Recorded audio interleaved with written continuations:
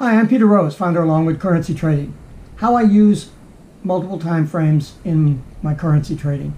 That's the topic that I'd like to cover for you today. It's a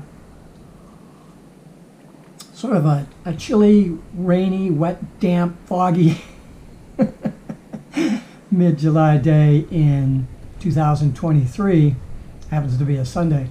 And just sitting here watching the rain come down and thinking, gee, I was doing some other work that I don't really have much interest in doing. I thought, well, maybe I'll do a video.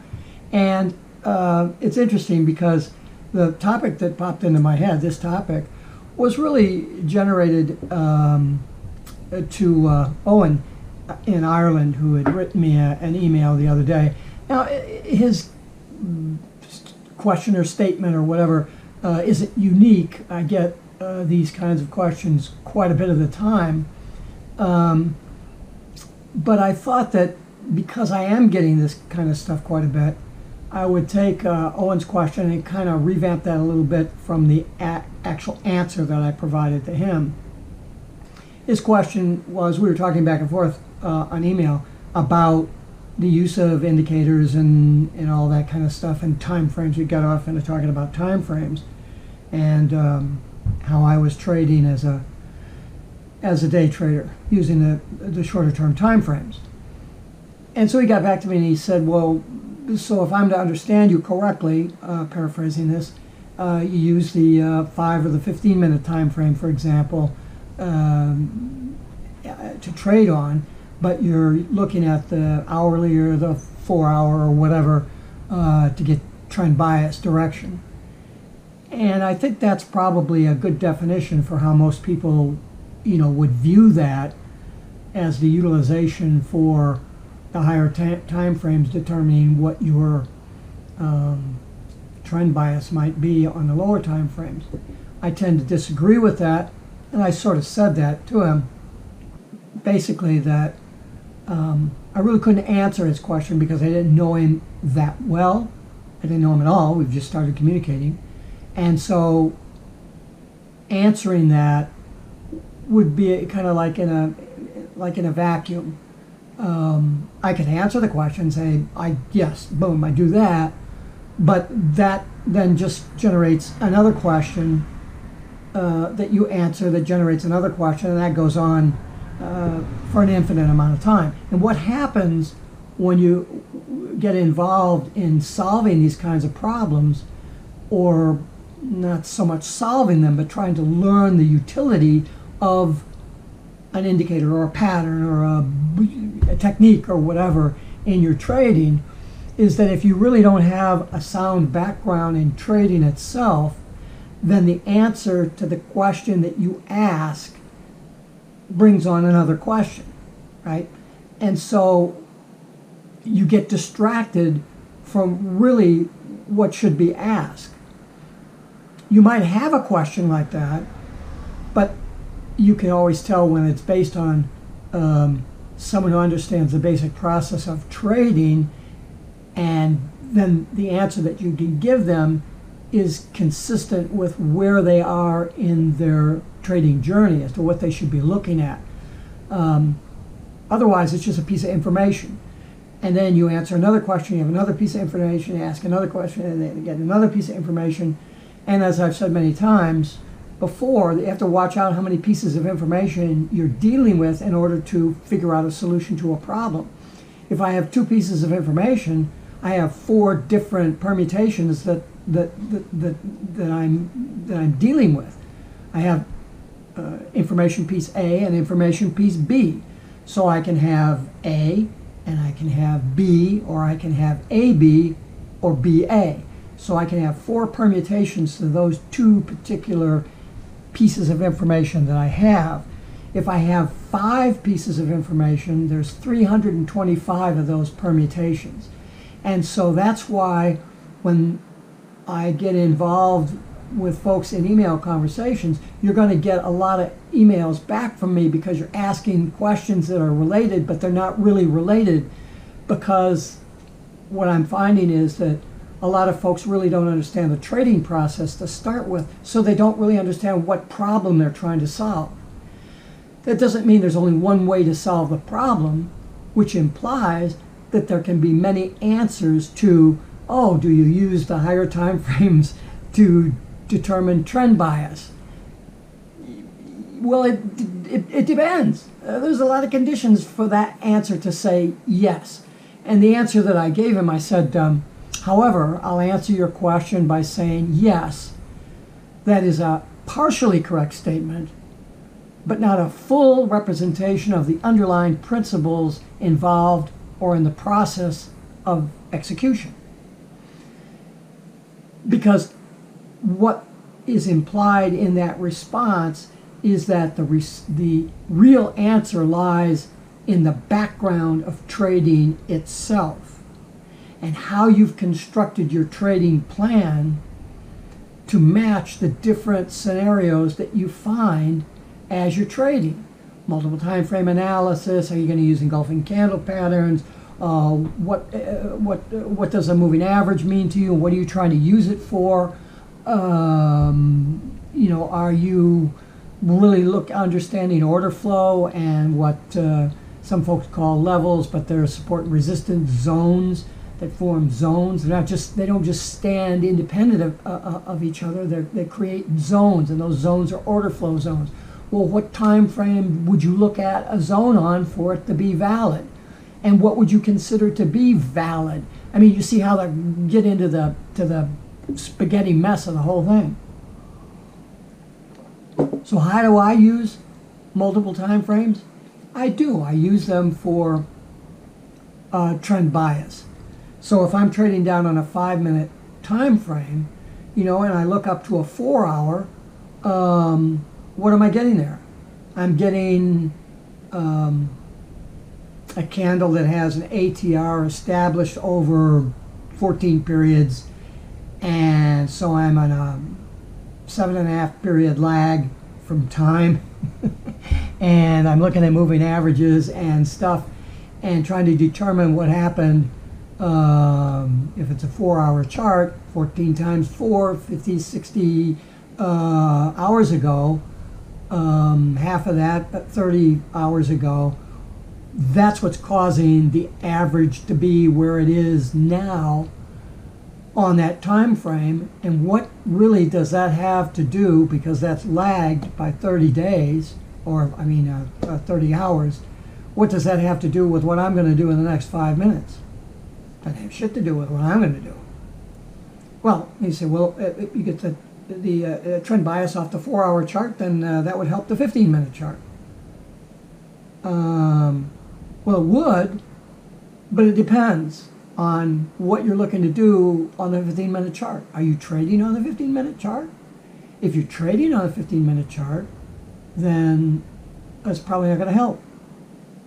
If you're trading on the 4-hour chart, then the 4-hour chart would give you the trend bias that you should be looking at. If I'm trading on a 5-minute chart, maybe the 5-minute time frame is the trend bias that I want to go by. I mean, how long do you want to carry the trade? If you're a day trader like I am, and I don't want to trade all day. I mean, I'm a retired. I could trade all day, but I want to trade all day. I want to be done in a half an hour or 2 hours. So all my rules are very simple. They allow me to look at the chart. I got something or I don't got something. If I don't got something, I go and do this.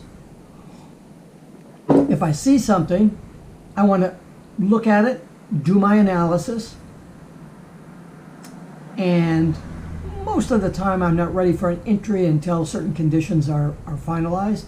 I want the price to come to me, not chase it or anticipate it.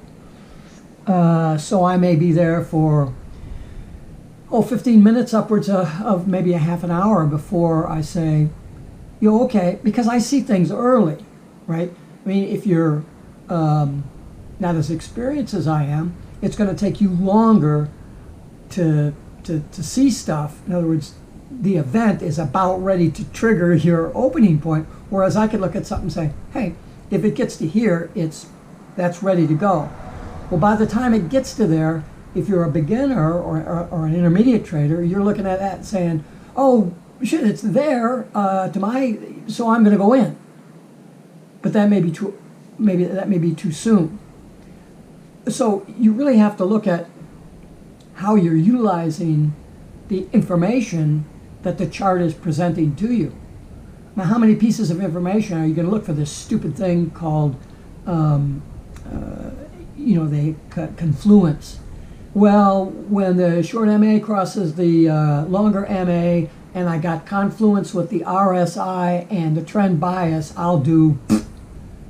And what the fuck good does that do? Because the RSI and the moving averages, they're all lagging indicators. You can't use indicators for this stuff, guys. And you can't answer complex questions that are really very simple if you understand trading.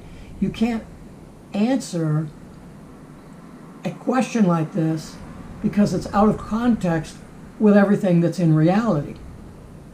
And so if you're aware of that reality and you know how to trade, and then you say, well, I want to look at this particular thing, whatever it is, RSI, bat fucking pattern, whatever it is that you're looking at. Well, what's this telling me? Well, it's not telling you anything. It tells you what happened in the past. Now you have to use your experience to do a probabilistic analysis of the particular price action that you're on, whether that's on a daily chart or it's on a 1 minute chart, doesn't make any difference, to make your determination of where your odds are best.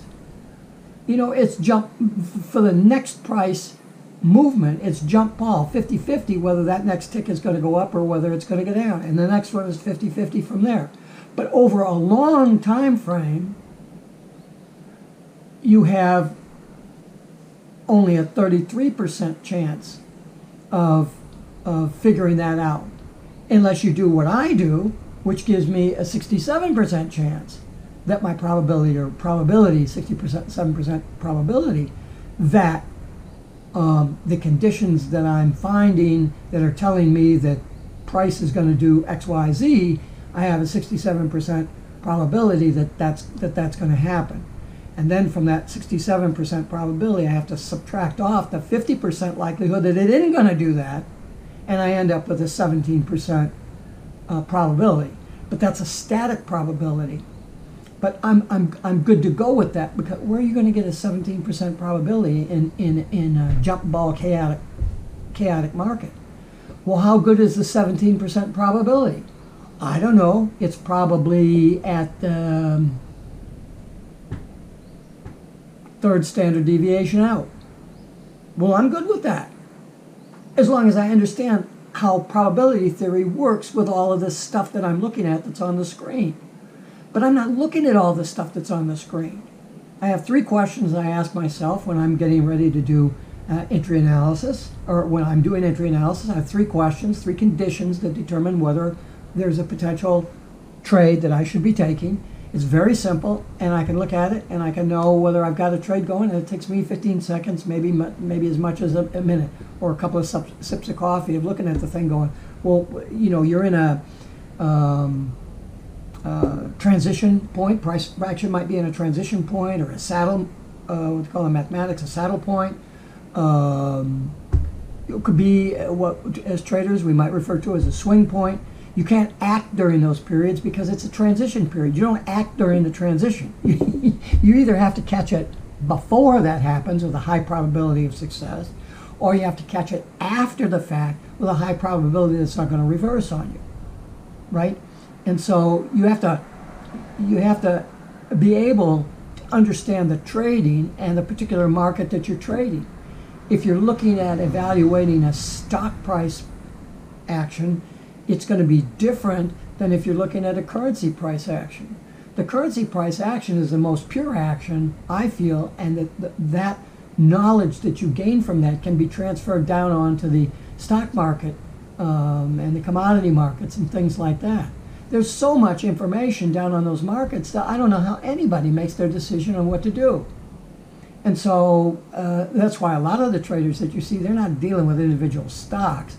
The penny stock traders are out there doing that because you take a bet on a 10 cent or a dollar stock and you load the boat on, and if it goes a couple of ticks against you, you're out. And if it goes even marginally from a percentage standpoint, it might be a great percentage gain, but from a dollar standpoint, it's very short. Because I was just looking at a stock the other day. I don't trade stocks, but it's something that I've got a few stocks out there that I do. They're all long term, and I'm looking at taking another position in this one. It's gone very badly in price. There's no fundamental reason why it shouldn't be doing a lot better, and it's not going to go out of business, and so I'm loading up on it. And so the differential from that stock going from 20 cents to 30 cents might be a 50% jump in the price.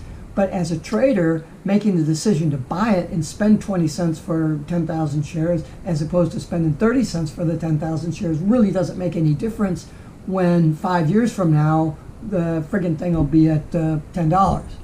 So you really have to look at what you're doing, and that's why I guess some of the indicators and stuff work better in stock and commodity time frames, because you're working with smaller markets, you're working with smaller discrete pieces of that market. You're looking at GM stock within the automotive group within the Dow, and so you zero in on that one thing. And I mean, if you want to trade 7 or 8 or 10 stocks, you're in the same boat that I would be in advising you don't trade 6 currency pairs. Trade 1 currency pair and get used to that. But I think the ability to probabilistically determine what's going to happen during price action is not. It's a simpler thing, because I'm looking at an ocean liner going through the water, and I'm looking for those places where that ocean liner begins to turn. It's not going to be able to whip back like a GM stock would.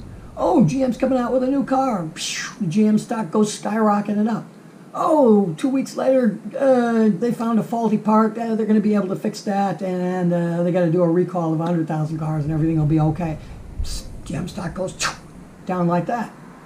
I mean, I don't know how the fuck you trade that, but indicators will come into play in those circumstances, but they won't come into play in currencies for other reasons. However, the rules you develop from price action in currencies keep you out of the deep woods in stocks and in commodities. I would assume. I have not traded commodities. I've done computer simulation of commodity analysis. I did a lot of that over the years. I've been looking at financial markets since the mid-1970s, and I've been looking at the specific currency market, the FOREX market, since 2007. So I've got, a broad-based view of these markets and the chaotic nature of them, the random character of stock price movement, as McHale's book talks about. In any event, in answering questions like Owen's, I can give kind of sort of specific answers, but my answers are all behind the scenes based on trading principles that I understand, but may not be understood by the person that I'm talking to. And so I'll get another question back, and I'll try to work with that to try to help the person fit what I'm saying into whatever it is knowledge base that they understand. But once I get 3 or 4 or 5 of these questions in a row, I got to step back and I'll say to the person, look, you really need to learn how to trade first before you start asking all these questions, because of that shit. That if I had 5 questions that I've asked on disparate things, I've got 325 different permutations I could put those answers into. And that just complicates your life.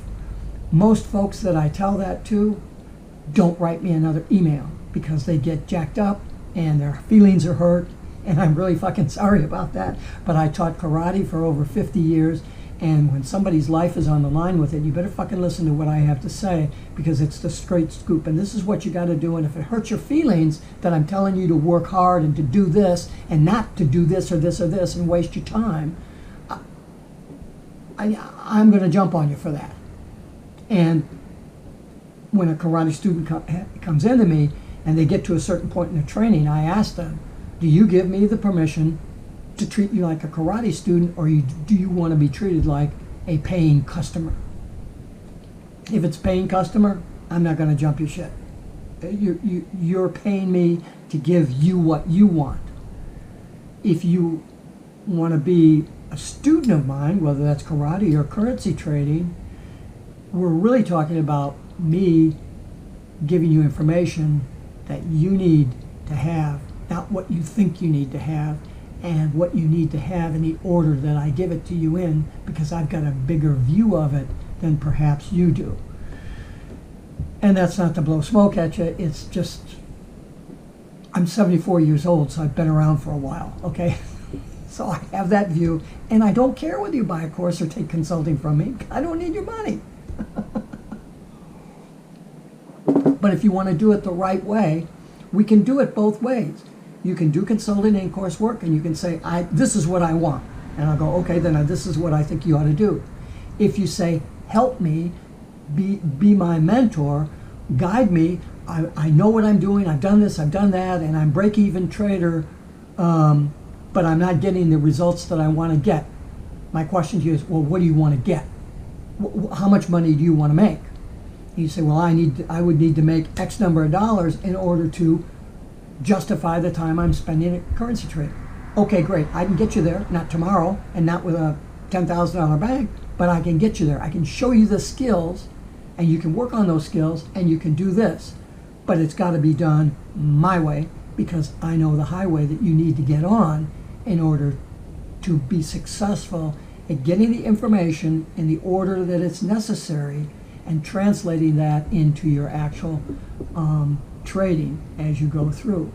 And so in talking about how I use multiple time frames in my trading, is I use them to do a myriad of things that are not specifically identified things that I would like to say. Yes, they do form some benefit in determining trend bias. But for one person, that suggestion for them might be, get up on the daily chart, figure out what you're doing from a trend bias standpoint, and then trade at this level, on this level. But if you're trading down on this level, maybe you have this background, maybe you shouldn't be using the daily. Maybe you should be using the 5-minute or the 15-minute. Or if you're up and you're doing swing trading, which will go for a couple of days to a couple of weeks, or long-term position trading where you're out there for maybe a month, that advice may be totally different. That advice may be totally different if you're 25 years old or if you're 55 years old. And so I can give you the standard canned answer that you can get off of Baby Pips. And so when I give answers like that, I usually don't hear back from people because they go, oh, okay, I got the answer. Well, okay, then I help them. Is that the real answer that they need to hear? No, but they didn't give me permission in order to tell them what that answer was. And I'm really not going to do that in an email type of situation, because you can't take this stuff out of context. You have to take a course. You have to go on to a mentoring program that's like a course, which is what I do. I don't just have a course book that I hand to you. Say, here, read this fucking book. Because that doesn't do any good. You have to have somebody walking you through it, talking you through it. That's the way you learn when you're in high school, right? You got a textbook, but you got to have the teacher there. You couldn't pass the exams by reading the textbook. Look, I got a bachelor's degree in physics and almost a minor in math. Pretty educated on very complex things. And there's nowhere in there where I could have taken that book and done that on my own. I had to have that teacher.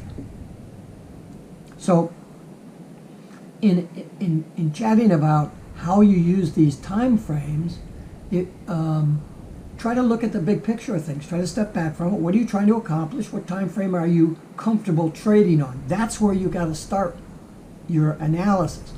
What time frame am I going to trade on? Not what time frame do I trade on? What time frame do you want to trade on that's best for you and for whatever your personal situation is. What's the time frame you're trading on? Now, why do you need a trend bias? Why would that be important? So you ask yourself these really evident questions, and it'll lead you down multiple rat holes. And your job is to figure out which direction is not a rat hole, leading to another question that's diverse from what you really want to know. That's what you do. You got to get on a whiteboard by yourself. You got to write this stuff down and track it through and see the mess that your brain will create for you, and then figure out how to solve it. If I can do that, you can do that. And hopefully, in some email conversations, those people that choose to continue to email me, they might not want to take a course or have me do consulting for whatever reason.